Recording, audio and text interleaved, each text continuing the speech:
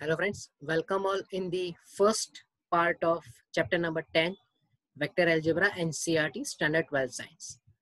So આજના સેશનથી આપણે chapter number 10 vector એલ્જેબ્રાની વાત કરીશું એટલે કે સદિશનું બીજગણિત. બહુ સિમ્પલ ચેપ્ટર, બહુ ઇઝી ચેપ્ટર અને આ ચેપ્ટરનો કન્ટેન્ટ એક્સરસાઇઝ પોર્શન થોડો લેન્ધી બટ અંદર જે નંબર ઓફ ક્વેશ્ચન્સ જે છે એટલે કે ક્વોન્ટિટી બહુ ઓછી છે, સાથે સાથે ક્વોલિટી સારી એવી છે, રાઈટ. થિયોરિટિકલ પોર્શન બહુ જ ઇમ્પોર્ટન્ટ. જ્યારે પણ તમે વેક્ટરની વાત કરો, વેક્ટરના ટોટલ બે પાર્ટ છે, પહેલું ચેપ્ટર નંબર 10 અને બીજું ચેપ્ટર નંબર 11. અને જ્યાં સુધી ચેપ્ટર નંબર 10 સ્ટડી નહીં થાય અને બેઝિક કોન્સેપ્ટ્સ ક્લિયર નહીં હોય ત્યાં સુધી તમે ચેપ્ટર નંબર 11 ને સ્ટાર્ટઅપ નહીં આપી શકો. ઓકે, સો તમારા માટે ચેપ્ટર નંબર 11 ને સમજવા માટે પણ ચેપ્ટર નંબર 10 બહુ અગત્યનું. સાથે સાથે JEE પોઈન્ટ ઓફ વ્યૂ ને ગુજકેટ પોઈન્ટ ઓફ વ્યૂ પણ ઇમ્પોર્ટન્ટ, કારણ કે JEE માં પણ એક સવાલ કમ્પલસરી આવે, ગુજકેટની અંદર પણ 4 થી 5 સવાલ કમ્પલસરી તમને આ ચેપ્ટરમાંથી જોવા મળે. જ્યાં સુધી હું NCERT ની વાત કરું તો 7 માર્ક્સનું આ ચેપ્ટર છે, આઈ ગેસ 6 કે 7, I don't know exactly right now, but એમાંથી 2 માર્ક્સનો એક ક્વેશ્ચન આવશે અને બાકીના MCQs હશે. ઓકે, સો આજનો સેશન સ્ટાર્ટ કરીએ. અને પહેલી વાત કે જો ચેનલને સબસ્ક્રાઇબ કરવાનું બાકી હોય તો સબસ્ક્રાઇબ કરો કે જેથી આ ચેપ્ટરના બધા જ વિડીયોની નોટિફિકેશન તમને મળતી રહે. Okay, so let us start with today's session. તો શરૂ કરીએ આપણે ચેપ્ટર નંબર 10 સદિશનું બીજગણિત. હવે જ્યારે સદિશ શબ્દ આવે તો સદિશ શબ્દને સમજતા પહેલા આપણે એક પોઈન્ટની ચર્ચા કરી લઈએ કે જેનું નામ છે ભૌતિક રાશિ. બરાબર, ભૌતિક રાશિ જેને કહેવાય ફિઝિકલ ક્વોન્ટિટી.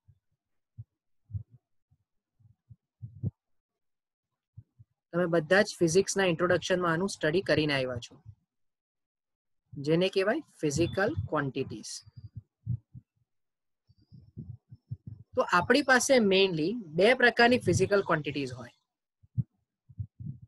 એક તો સદિશ, અદિશ રાશિ અને સદિશ રાશિ, એટલે કે સ્કેલર ક્વોન્ટિટી અને વેક્ટર ક્વોન્ટિટી. બંને વચ્ચેનો ડિફરન્સ શું છે? તો કે અદિશ રાશિ કે જેને માત્ર મૂલ્ય જ હોય, અને સદિશ રાશિ એટલે કે જેને મૂલ્ય અને દિશા બંને જ હોય. સમજો, જેમ કે હું એમ કહું કે ભાઈ ઊંચાઈ, વજન, તાપમાન, ક્ષેત્રફળ, એટલે એક્ઝામ્પલ ઇનફ છે સમજવા માટે. તો ઊંચાઈ, વજન, તાપમાન, ક્ષેત્રફળ આ બધાનું માત્ર ને માત્ર મૂલ્ય છે. આમાં હું દિશા નથી આપવાનું. કોઈ એવું નથી કહેવાનું કે ભાઈ જમણી બાજુ તારી ઊંચાઈ કેટલી છે કે ડાબી બાજુ તારી ઊંચાઈ કેટલી છે, હા, કે નીચેનું વજન કેટલું છે અને ઉપરનું વજન કેટલું છે તારું, એવું કોઈ નથી પૂછતું. ધેટ મીન્સ કે દિશા મેટર નથી કરતી. સમજો, એ જ રીતે મૂલ્ય અને દિશા એટલે કે સદિશ રાશિની આપણે જો વાત કરીએ તો બધાને જ ખબર પડે છે કે વેગ, પ્રવેગ, બળ, રાઈટ. આ 3 એક્ઝામ્પલ સમજવા તમારા માટે બહુ સિમ્પલ છે અને તમને ખબર જ છે કે આ 3 વસ્તુ જે છે એ દિશાની સાથે સાથે મૂલ્ય પણ આપે છે. ઓકે, સો પહેલો તો આઈડિયા આપણને સદિશ અને અદિશ વચ્ચેનો ખબર પડી ગયો. ઓકે, એટલે કદાચ તમને એવો સવાલ પૂછાય, આપણા સ્વાધ્યાયમાં એવો સવાલ આવશે કે આમાંથી આપેલ રાશિમાંથી કઈ રાશિ સદિશ છે અને કઈ રાશિ અદિશ છે તેવું તમે જાણો. બરાબર છે. ચાલો, બીજો મુદ્દો આપણે જે ભણવો છે કે આપણે અત્યારે ભણવું છે સદિશ. તો આપણે સદિશને કયા સંદર્ભમાં ભણવું છે? તો અત્યાર સુધીના કેસમાં આપણે રેખા વિશે ચર્ચા કરી, બરાબર. તો હવે આ જ રેખાને કે તમે ધારો કે હું વાત કરું કે ચેપ્ટર નંબર 10 માં 11મા ધોરણમાં તમે ભણીને આવ્યા કે બે બિંદુમાંથી પસાર થતી રેખા, બરાબર. પણ હવે એ જ રેખાને આપણે સદિશના સ્વરૂપમાં ભણીશું. એટલે કે હું ધારો કે એમ કહું કે બિંદુ A અને બિંદુ B માંથી પસાર થતી રેખા નહીં પણ એક કિરણ, તો આ થઈ જશે સદિશ AB કે જ્યાં એ એટલે કહેવાય પ્રારંભ બિંદુ અને બી જેને કહેવાય અંત્ય બિંદુ. અંત્ય બિંદુ. ઓકે, બીજી ભાષામાં સદિશ AB ને દિશાયુક્ત રેખાખંડ, દિશાયુક્ત રેખાખંડ આ શબ્દ વડે પણ દર્શાવાય. દિશાયુક્ત રેખાખંડ. ઘણી વખત સદિશને દર્શાવવા માટે સદિશ AB બરાબર એક single digit, single alphabet, small alphabet એટલે કે સદિશ A આ રીતે પણ દર્શાવાય, અથવા જૂના સિલેબસના અકોર્ડિંગ A બાર આવું પણ બોલી શકાય. એટલે અમે સંકેત બતાવ્યો ભાઈ. સદિશ AB પણ દર્શાવી શકાય, સદિશ A તરીકે પણ દર્શાવી શકાય અને A બાર પણ દર્શાવી શકાય. સમજો.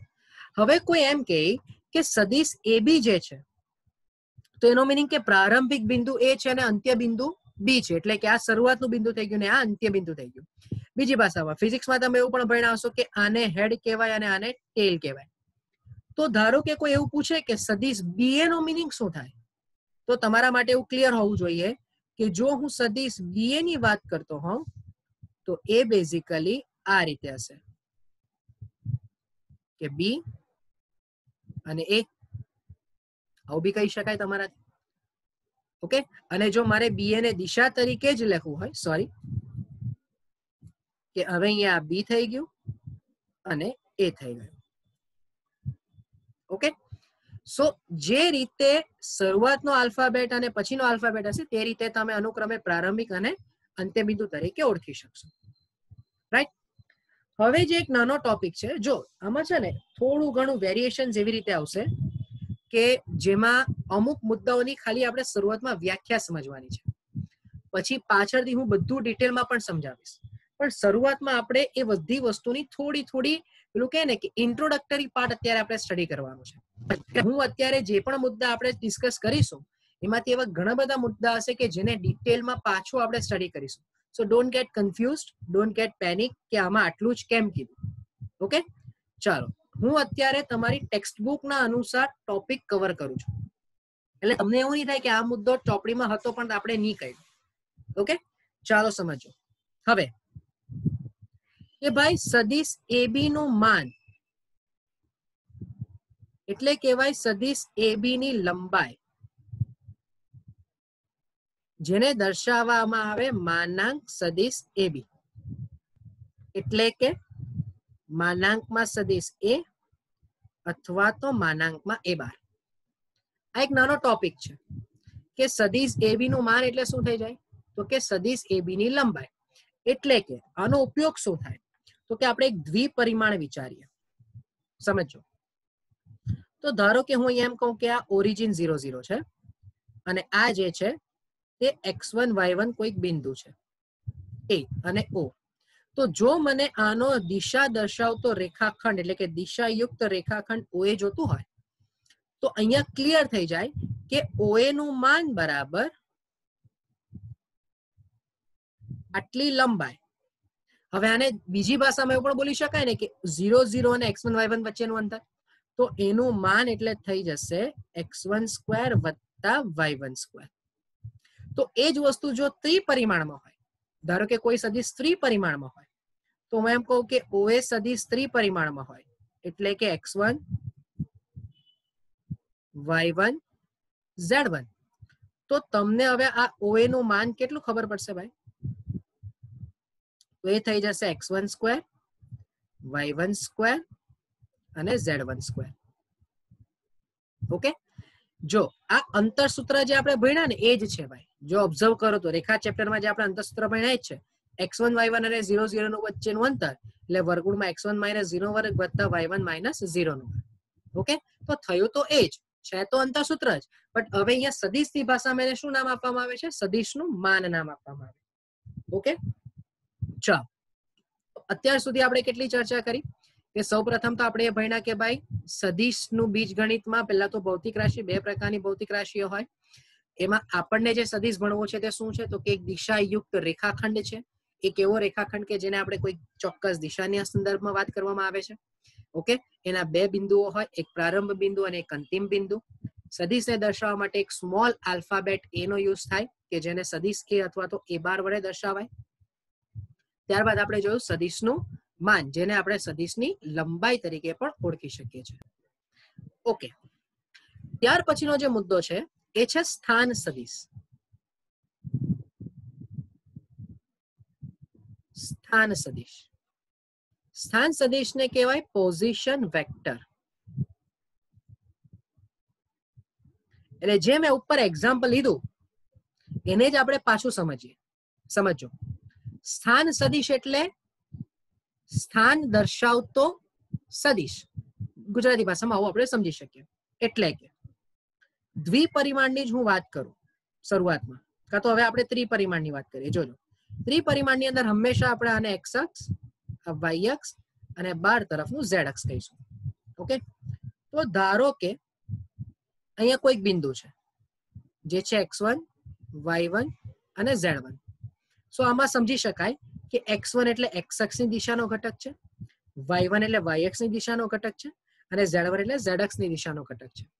તો સ્થાન સદિશ એટલે 0, 0, 0 ના સંદર્ભમાં સ્થાન દર્શાવતો, એટલે કે કોઈ એક બિંદુ એ છે એનું સ્થાન દર્શાવતો સદિશ. રાઈટ, 0, 0, 0 ના સંદર્ભમાં બિંદુ x1, y1, z1 નું સ્થાન દર્શાવતો સદિશ એટલે એને તમે સ્થાન સદિશ OA કહેશો, કે જે થઈ જશે x1, y1 અને z1. અને એવા તમને ઘણા બધા સદિશો મળી શકે, જેમ કે અહીંયા B છે, અહીંયા C બાર હોય એટલે કે C બિંદુ હોય, એવું જ અહીંયા કશે D બિંદુ હોય. હવે આ જે પણ અલગ અલગ બિંદુઓ છે આ બધા એક પ્રકારના સદિશો છે. સદિશ OB, સદિશ OC, સદિશ OD, પણ એ ત્રિપરિમાણમાં કોઈ પણ જગ્યા હોય. બરાબર. અચ્છા, અહીંયા એક મુદ્દો એવો કહી દઉં કે દ્વિપરિમાણ અને ત્રિપરિમાણ વચ્ચેનો ડિફરન્સ આપણને બધાને જ ખબર છે. દ્વિપરિમાણ એટલે એમાં બે યામક સમતલ હોય, બે યામ હોય, એક x યામ અને એક y યામ. બરાબર, એટલે એમાં તમને ચરણ મળશે, 4 ચરણ મળે. જ્યારે ત્રિપરિમાણની અંદર 3 હોય યામ, x યામ, y યામ અને z યામ. એટલે એમાં તમને ટોટલ 8 સમતલ મળશે. હવે આ ઓલરેડી તમે 11th સ્ટાન્ડર્ડમાં સ્ટડી કરીને આવ્યા છો, જે હતું ત્રિપરિમાણીય ભૂમિતિનો પરિચય. એમાં ઓલરેડી તમે આ 8 સમતલ વિશે ચર્ચા કરી છે. રાઈટ, એટલે એને આપણે ડિટેલમાં ચર્ચા અત્યારે કરતા નથી. પણ હવે ખ્યાલ આવ્યો હશે કે સ્થાન સદિશ શું છે, તો કે કોઈ એક ચોક્કસ બિંદુ એટલે કે ઉગમ બિંદુના સાપેક્ષ સ્થાન દર્શાવતો સદિશ, જેને કહેવાય સ્થાન સદિશ. ઓકે, ચાલો. ત્યાર પછી સૌથી અગત્યનો મુદ્દો, જો આ મુદ્દો છે ને બેઝિકલી અત્યારે બહુ પ્રારંભિક, બહુ ઇનિશિયલ લેવલ પર થોડો ડિફિકલ્ટ થાય સમજવાનો, પણ થોડું ધ્યાન આપશો તો બહુ સરસ સમજ પડી જશે. નોર્મલી આ ટોપિકને પાછળ કવર કરવો હોય તો પણ કરી શકાય, પણ અત્યારે આપણે લઈ લઈએ કારણ કે તમારી ટેક્સ્ટ બુકમાં શરૂઆતમાં જ આપ્યો છે. ટોપિકનું નામ છે દિક કોસાઇન અને દિક ખૂણા, અને કહેવાય દિક ગુણોત્તર. 3 અલગ અલગ શબ્દ છે ભાઈ, દિક કોસાઇન, દિક ખૂણા અને દિક ગુણોત્તર. સમજો, એટલે કહેવાય ડાયરેક્શન કોસાઇન્સ, ડાયરેક્શન એંગલ અને ડાયરેક્શન રેશિયો. 3 શબ્દ છે. અચ્છા, થોડુંક 11મા ધોરણમાં પાછું લઈ જાઓ. દ્વિપરિમાણમાં તમને એવું ખબર હતી કે કોઈક એક રેખા હોય, ધારો કે એનું એક્સ અક્ષ સાથેનો ખૂણો એ શું દર્શાવે? દિશા દર્શાવે છે. આવું આપણને બધાને જ ખબર છે કે 11મા ધોરણમાં તમે જે m બરાબર એટલે કે ઢાળ m બરાબર tan θ ભણી ગયા, તો આ જે થીટા છે એ એક્સ અક્ષની ધન દિશા સાથેનો ખૂણો દર્શાવે. અને જ્યારે કોઈ રેખાનો એક્સ અક્ષની ધન દિશા સાથેનો ખૂણો ખબર હોય તો તમે એને શું ઇન્ડિકેટ કરી શકો કે રેખા આ દિશામાં છે. એટલે કે રેખા એક્સ અક્ષથી ધન દિશા સાથે 30 ડિગ્રીનો ખૂણો બનાવે, એનો મીનિંગ કે 30 ડિગ્રી જેટલું આગળ વધે છે, એવું કહી શકાય. તો એ જ વસ્તુ સદિશના સંદર્ભમાં હોય કે જો સદિશ માટે આપણી પાસે ત્રિપરિમાણ હોય. એટલે હવે ધ્યાનથી સમજો કે સદિશ એ બાર બરાબર અથવા તો એ સદિશ બરાબર એક્સ વાય અને ઝેડ એ એક્સ અક્ષ વાય અક્ષ અને ઝેડ અક્ષ ની ધન દિશા સાથે અનુક્રમે આલ્ફા બીટા અને ગેમા માપના ખૂણા બનાવે તો આલ્ફા બીટા અને ગેમાને દિક ખૂણા કહેવાય તથા તેના કોસ મૂલ્યને એટલે કે કોસ આલ્ફા કોસ બીટા અને કોસ ગેમાને દિક કોસાઇન કહેવાય. અહીં કોસ આલ્ફા ને L કોસ બીટા ને M અને કોસ ગેમા ને N વડે દર્શાવાય. જો ભાઈ એક પેલું કે ને કે પારંપરિક સંકેત હોય જેમ કે ત્રિકોણમિતિમાં ખૂણો એટલે થીટા જ હોય બરાબર તેમ પછી વિવેચકને દર્શાવવા માટે આપણી પાસે ડેલ્ટા છે એ રીતે એક પારંપરિક પેલું કે ને કે એક સંકેત હતો કે ભાઈ દિક કોસાઇન ને દર્શાવવા માટે દર વખતે cos alpha cos beta cos gamma નહીં લખવું પડે એટલે આપણે એને શું દર્શાવી છે L M અને N દર્શાવીએ છીએ. હવે સવાલ એ થાય કે આનો મિનિંગ શું થયો તો જો સમજાવ સમજવા માટે પાછું આપણે એક ત્રિપરિમાણ જ લઈએ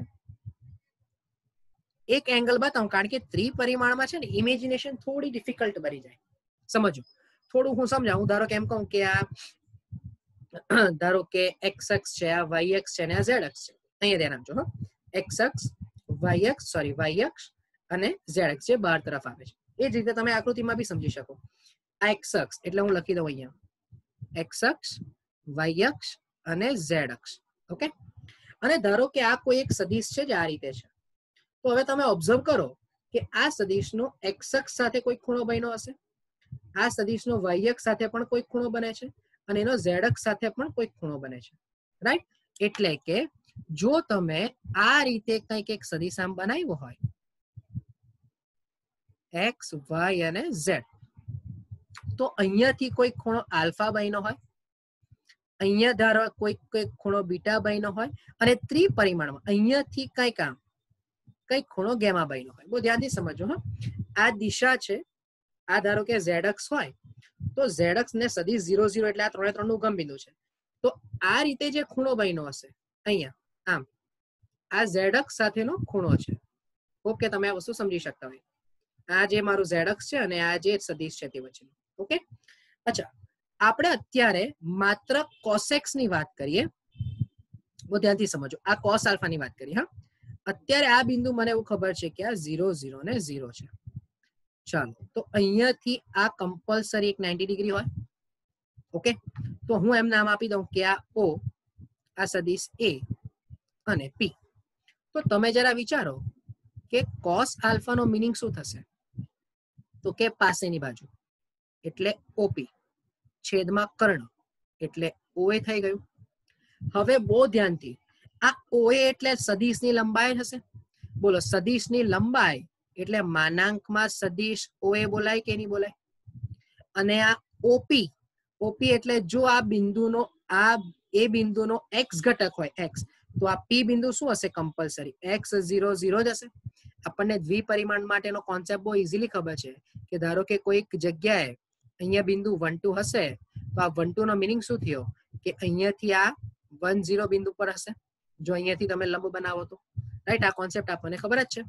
તો આને જો હું ફોલો કરું તો આ કેટલું અંતર થઈ જશે તો કે x જેટલું અંતર થઈ જશે.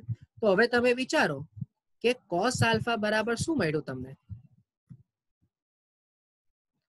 x ના છેદમાં અને માનાંક OA નું મૂલ્ય ઉપર જ આપણે ચર્ચા કરી ગયા કે માનાંક OA નું મૂલ્ય શું બોલાય x1 સ્ક્વેર વત્તા y1 સ્ક્વેર વત્તા z1 સ્ક્વેર એટલે તમને x બાય તો માટે ઇમ્પ્લાયઝ અહીંયા લખી દઉં છું. હા જોજો cos alpha બરાબર x બાય વર્ગમૂળમાં x square plus y square plus z square મળી જશે. સો હવે એ જ વસ્તુ તમે અહીંયાથી આમ લંબાવો. અહીંયા ધારો કે આપણે વિચારીએ કે અહીંયા કઈ ખાતું બરાબર આ લંબ થઈ ગયો તો આ બિંદુ શું થઈ જશે કમ્પલસરી 0y0 થઈ જશે રાઈટ. તો હવે ધારો કે આ બીટા હોય તો cos બીટા એટલે પાસેની બાજુ છેદમાં કર્ણ. તો cos બીટા શું મળશે આપણને તથા cos બીટા બરાબર y અપોન રૂટમાં x square plus y square plus z square અને એ જ રીતે cos ગેમા બરાબર z બાય રૂટમાં x square plus y square plus z square. હવે જેમ મેં કીધું કે આ જે x square y square z square છે એને આપણે કોઈક પર્ટિક્યુલર નોમેનક્લેચર થી સંબોધી લઈએ. સમજો તો હું એમ કહું કે ભાઈ x બાય r બરાબર l, અહીંયા y બાય r બરાબર l અને z બાય r બરાબર l. સોરી અહીંયા m, માય મિસ્ટેક, કારણ કે આપણે cos બીટા ને m કીધું છે અને અહીંયા n થઈ ગયું.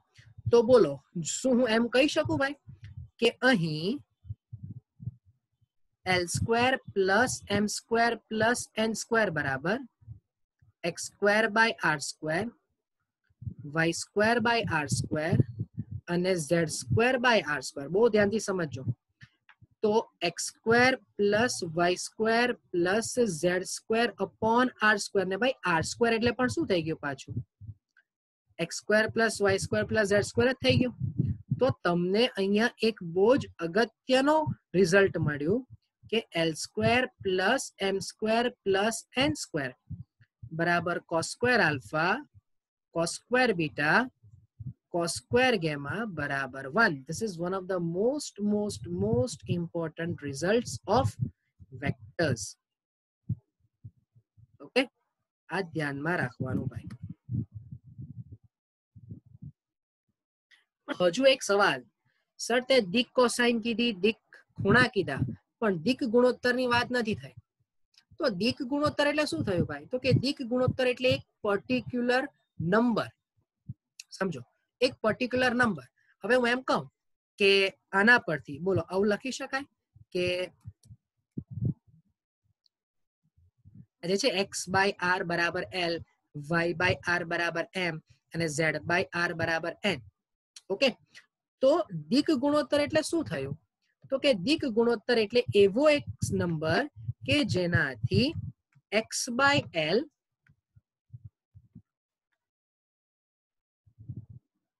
તો ધારો કે એટલે કે જો x બાય l બરાબર y બાય m બરાબર z બાય n બરાબર કોઈક k મળે તો k ને દિક ગુણોત્તર કહેવાય. હવે કોઈકને એક સવાલ થાય, સર એક મિનિટ, શરૂઆતમાં જ આપણે એવી ચર્ચા કરી કે x બાય r બરાબર l છે, y બાય r બરાબર m છે અને z બાય r બરાબર n છે. તો શું r ને પણ દિક ગુણોત્તર કહી શકાય? હા કહી શકાય, હું ના નથી પાડતો, પણ નેસેસરી નથી કે દર વખતે r જ દિક ગુણોત્તર હોય. કારણ કે x બાય l નો ગુણોત્તર એ y બાય m ના ગુણોત્તર થી અને એનો જ જવાબ z બાય n ના ગુણોત્તર જેટલો આવે એવી તો બહુ બધી સંખ્યાઓ મળશે તમને. ધારો કે હું એમ કહું કે 1/2 બરાબર 2/4 બરાબર 3/6.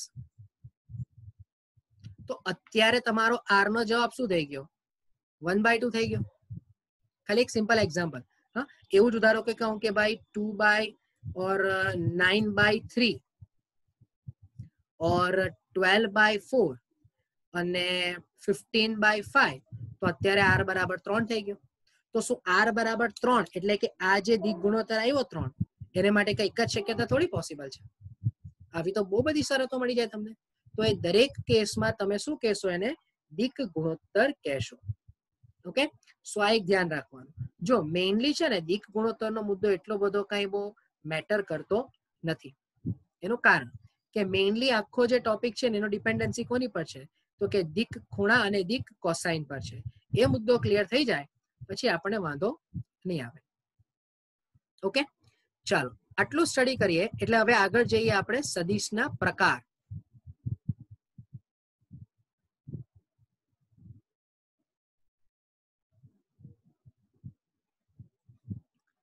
તો સદિશનો પહેલો પ્રકાર શૂન્ય સદિશ. હવે નામ જ એવું ખબર પડે કે જે સદિશ માટે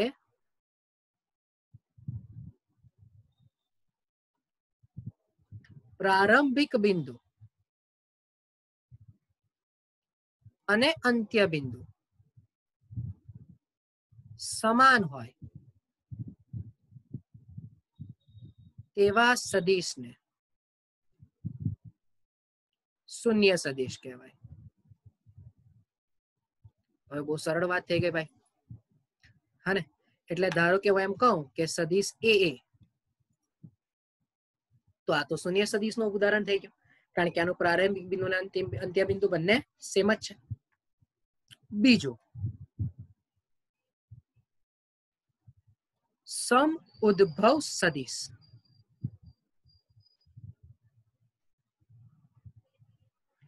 એટલે કે જો બે સદિશ અથવા બે થી વધારે, એટલે આપણે એવું લખી દઈએ કે બે કે તેથી વધુ સદિશના પ્રારંભિક બિંદુ સમાન હોય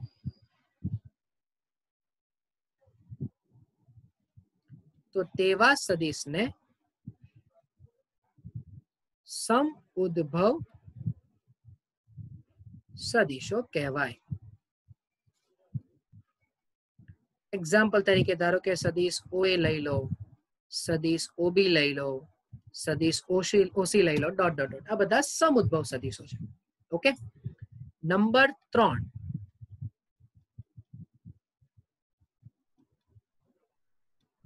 સમરેખ સદિશ. સમજો, હવે નામ પરથી જ ખ્યાલ આવી જાય કે શું અર્થ હોવો જોઈએ. તો આના માટે આપણે એવું લખી શકીએ, થોડું ટેક્સ્ટ બુક થી અલગ મેટરમાં આપણે જરાક લખીએ કે જો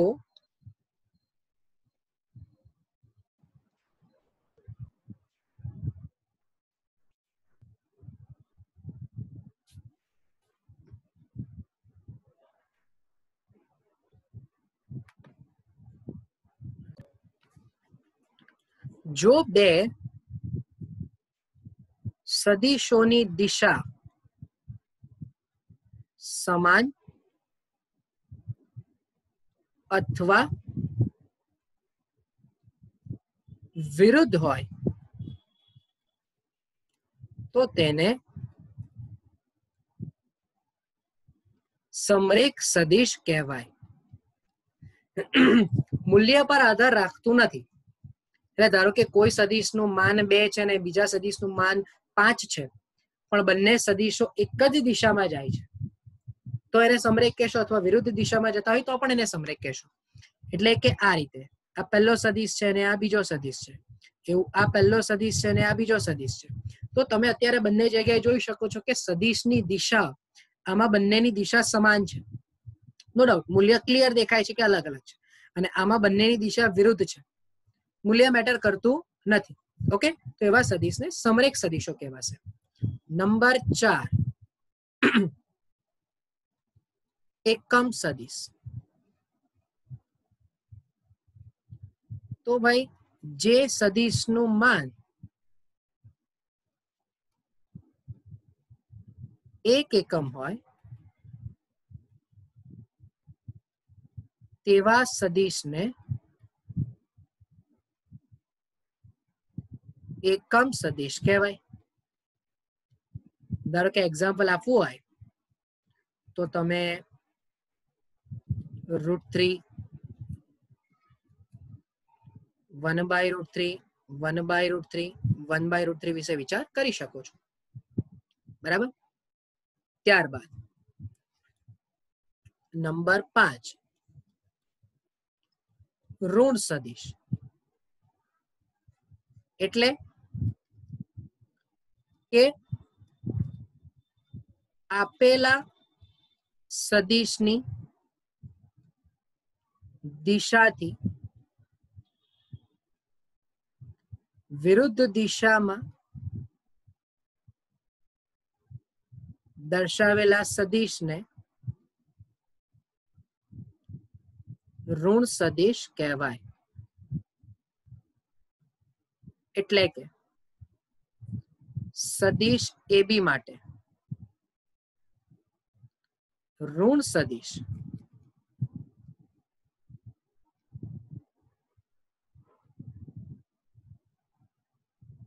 માઇનસ સદિશ BA થાય.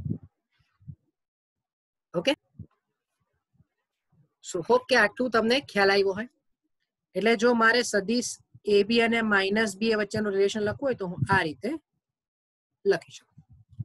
ઓકે, સો આટલા થિયોરેટિકલ પોઈન્ટનો યુઝ કરીને સ્વાધ્યાયની શરૂઆત કરીએ. બહુ સરળ સ્વાધ્યાય છે ભાઈ, ફટાફટ પતી જશે. ચલો, ઉત્તરથી પૂર્વ તરફ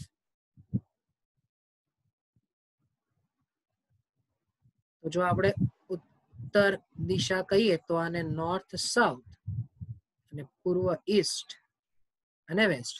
તમને કીધું છે ઉત્તરથી પૂર્વ તરફ, એટલે ઉત્તરથી પૂર્વ તરફ 30 ડિગ્રીના ખૂણે 40 કિલોમીટરનું સ્થાનાંતર આલેખ દ્વારા દર્શાવો.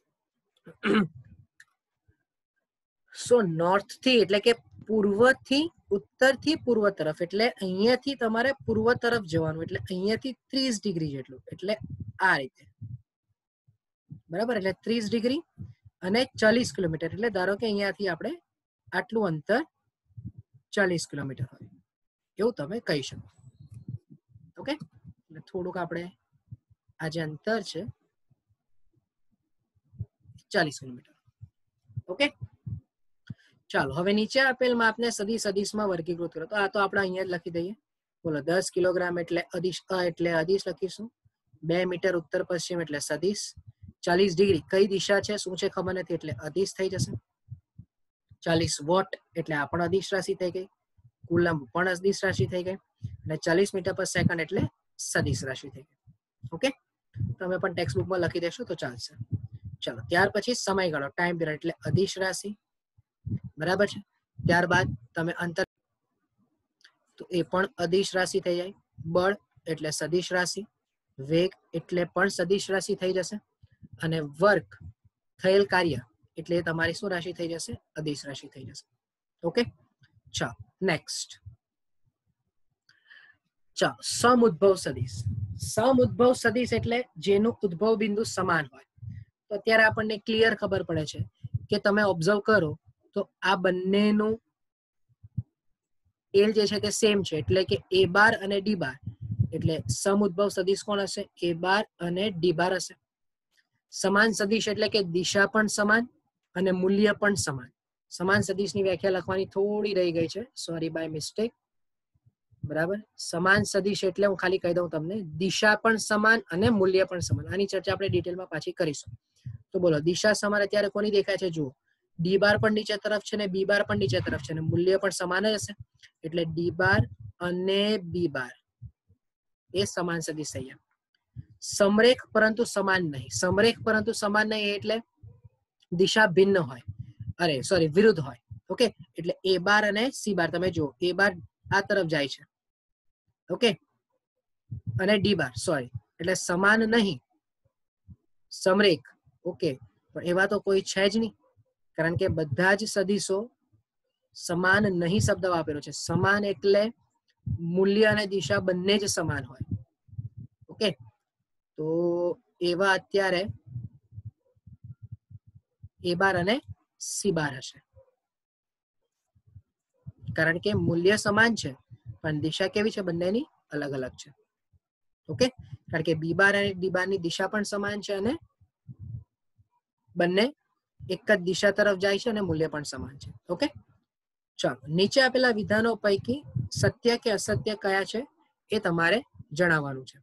ચાલો, પહેલું, એ બાર અને માઇનસ એ બાર તમને સમરેખ કીધા. તો ભાઈ હવે સાચું જ છે. બોલો a બાર અને માઇનસ a બાર અત્યારે કીધું કે પરસ્પર વિરુદ્ધ હોય એટલે સમરેખ તો કહેવાય જ. તો કે ભાઈ સત્ય છે. બે સમરેખ સદિશો હંમેશા સમાન માનવાળા સદિશો જ હોય, જરૂરી નથી. સમરેખ હોવા માટેની શરત દિશા સમાન અથવા વિરુદ્ધ હોય. મેં ઉપર જ એક્ઝામ્પલ આપ્યું, જોઈ લો. સમરેખ થવા માટે ઓકે મૂલ્ય સમાન હોવું જરૂરી નથી, એટલે વિધાન અસત્ય, કારણ કે હંમેશા શબ્દ વાપર્યો છે, હંમેશા એવું જરૂરી નથી, એટલે કે અસત્ય. સમાન માનવાળા બે સદિશો સમરેખ હોય, એ પણ જરૂરી નથી. સમાન માનવાળા બે સદિશો હંમેશા સમરેખ હોય, એ પણ જરૂરી નથી, કારણ કે અત્યારે તમે જુઓ આ a બાર અને d બાર નું મૂલ્ય સમાન છે પણ સમરેખ નથી, એટલે આ પણ વિધાન અસત્ય કહેવાય. અને સમાન માનવાળા બે સમરેખ સદિશો સમાન હોય, હવે એ પણ જરૂરી નથી, કારણ કે સમરેખમાં તો શરત શું આવી કે સમાન દિશા પણ હોઈ શકે અને વિરુદ્ધ દિશા પણ હોઈ શકે. પણ સમાન સદિશ થવા માટેની શરત હું આપણે અહીંયા લખી દઈએ, કયો ટાઈપ આવ્યા આપણે, ખોટું કન્ફ્યુઝન થાય. નંબર 6 કે સમાન સદિશ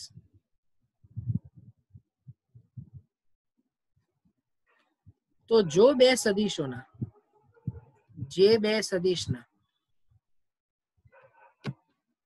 મૂલ્ય એટલે કે માન તથા દિશા સમાન હોય તો તેને સમાન સદિશ કહેવાય.